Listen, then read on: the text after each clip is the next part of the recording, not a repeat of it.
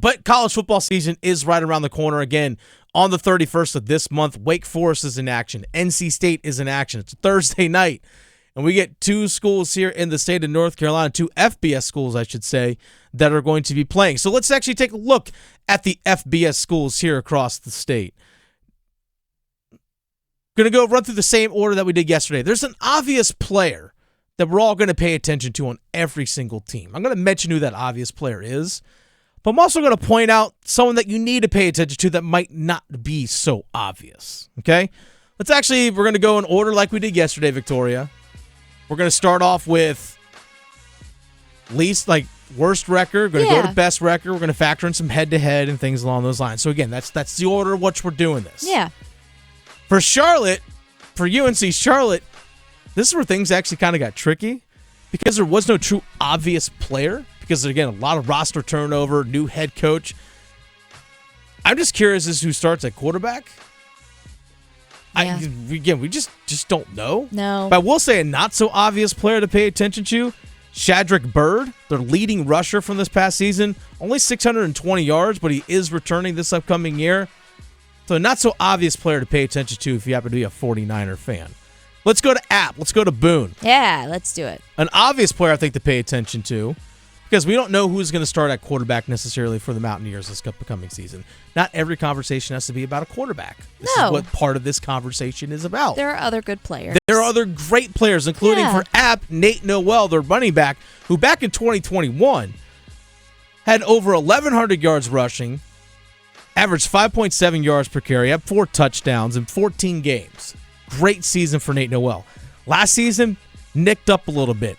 Just played in 9 games, had 604 yards, averaged 6.9 yards per carry, and had 6 touchdowns. Him back healthy, whomever the quarterback is going to be vital. But also a not-so-obvious player to pay attention to when it comes to App.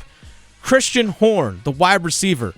Had 33 catches last season, 600 yards on those 33 catches, so you're looking at over 18 yards per reception, had 4 touchdowns. He needs to be that top guy for whomever the quarterback is that takes over for Chase Bryce. I mean, he's got a good last name. He should be a good player. Christian Horn? Horn? Yeah.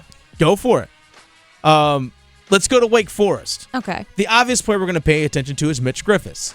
Obviously, he's taking over for Sam Hartman. Okay, Sam Hartman, again, when we talked to Kelsey Riggs about this, Sam Hartman, there for forever, it felt like. He's one of the best quarterbacks statistically ever in the ACC. Well, you're the next guy up. Well, of course, you're going to get a lot of attention because the expectation is, or the question is, can you repeat what that guy ahead of you just did? Can you at least live up somewhat to that number, that standard that these guys set? A not-so-obvious name to pay attention to, Jamal Banks, the wide receiver. Last season, 42 catches, 636 yards, 9 touchdowns. But now he's the number 1 guy because A.T. Perry, their top receiver last year for Wake Forest, he's in the NFL. He's playing for the Saints. And Donovan Green, like we talked about yesterday, is going to miss several months, likely potentially the entire season with a knee injury. That's not good. So now, as opposed to being like the number 2 or 3 guy, now you're the number 1 dude. Now you're going to be the guy that's going to draw the top corner. So, yeah, that's a not-so-obvious player to keep a lookout for this upcoming season. But it's also the fact that he's also the top returning receiver. He's probably going to catch a lot of passes this upcoming season from Mitch Griffiths. All right, let's go out to Greenville. Let's go to ECU. An obvious player to look out for or watch this season, in my opinion, it's Mason Garcia, who's stepping in at quarterback for Holton Ahlers. Holton Ahlers was there for a long time out there in Greenville, had a great season last year. Yeah. Mason Garcia been kind of waiting in the wings, waiting his time, learning behind Holton Ahlers. Now he steps in. He's a big dude. He's listed at 6'4", 249. Oh, wow. Big dude. That is a huge dude. Big man. All right? So, he's an obvious player to watch. Can you replicate what the guy did before you, much like Mitch Griffiths and Sam Hartman? Garcia's waiting in the wings. A not-so-obvious player for casual fans, depending on if you're a fan of ECU, you probably know this name, but if you're not, someone to look out for. Rajay Harris, the running back. Only played in 5 games last season, had 5 touchdowns. Kind of was that 1-2 guy with Keaton Mitchell. Keaton Mitchell now in the NFL with the Baltimore Ravens. Back being healthy, Rajay Harris, he has a chance to be the lead running back Again, after being like on a dual role a lot with Keaton Mitchell over the last couple seasons, he's a player definitely that might not be on a lot of casual fans' radar, but someone to watch out for the Pirates this upcoming season. Let's go to NC State. Let's go to Raleigh. An obvious player we're going to look out for, Brennan Armstrong. Yep. Okay? Quarterback that transfers in his final year of eligibility. He's partnered back with his former offensive coordinator from 2020 and 2021 at Virginia, Robert Anae. Robert Anae spent 2022 in Syracuse as the OC. Now he's at NC State. Brennan Armstrong, last season, without Robert Anae, struggled. There was a massive drop-off from what he did in 2020 and 2021 to what they did last season up in Charlottesville. Okay, so we're going to pay attention to that regarding, hey, are you going to replicate, are you going to redo what you did at Virginia? Are you going to be that level of player again, Brennan Armstrong? So we're obviously all paying attention to that. A not-so-obvious player that people should pay attention to, Aiden White, the cornerback. That's right, we're going to talk a little defense here too. Aiden White, the cornerback, had 4 interceptions last season. Can he and Shaheem Battle lock it down on the outside for NC State's defense? NC State's defense lost a lot. Tanner Engel, no longer there. We talked yesterday about the linebacker depth. We had, like a question mark for each team. If you go back and listen to that conversation that we had yesterday about a question mark for each of these college football teams, one of my question marks defensively for NC State was their depth at linebacker with Isaiah Moore and Drake Thomas no longer there and in NFL training camps. Peyton Wilson coming back as one of the 3 starters of their linebacking core, but the injury history that he's had. And Jalen Scott's been a solid backup and has played a lot during his tenure at NC State. So if those guys, particularly Battle, can lock down some of the top wide receivers in this conference, that can help alleviate some of the pressure on those new guys up front for NC State's defense, because the NC State Wolfpack as a whole lost a lot of players from this past season. So can Aiden White really be the lockdown corner? Again, 4 interceptions last season. So again, a not-so-obvious player that we should take a look at, or at least keep an eye on. Duke, obviously, Riley Leonard. Riley Leonard. Even Kelsey brought him up. Kelsey brought him up. It's an obvious situation where this guy put up a lot of great numbers. If you actually look at the raw stats last season for what Riley Leonard did, it's right up there with Jordan Travis's of Florida State, who we're giving a lot of love and a lot of hype to, right? Because it's Florida State. But Riley Leonard is going to get a lot of attention this upcoming season. Not going to sneak up on anybody, that's for sure.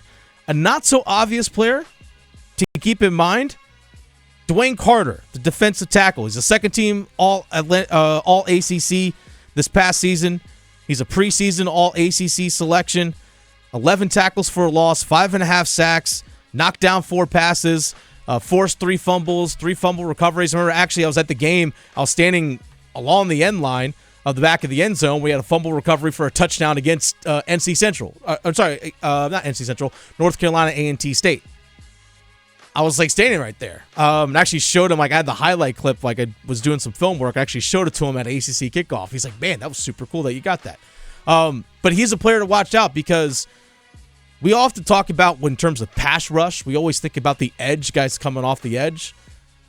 If you can get a strong interior pass rush, if you can collapse pockets that way, that is when your defense can be really effective, because not all quarterbacks are great at stepping out of the pocket or rolling out of the pocket to deliver passes downfield. If you can flush a guy out of the pocket as an interior lineman, you can really disrupt offenses a lot. So there's a player to keep in mind. Then we go to North Carolina. Drake May, obviously. Duh. Duh. Yeah.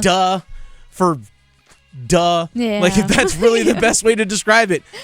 Yeah. The guy's probably going to be one of the top 2 picks in the NFL draft, potentially number 1 overall, depending on who has the number 1 pick and what they desire, all that, and how his season goes.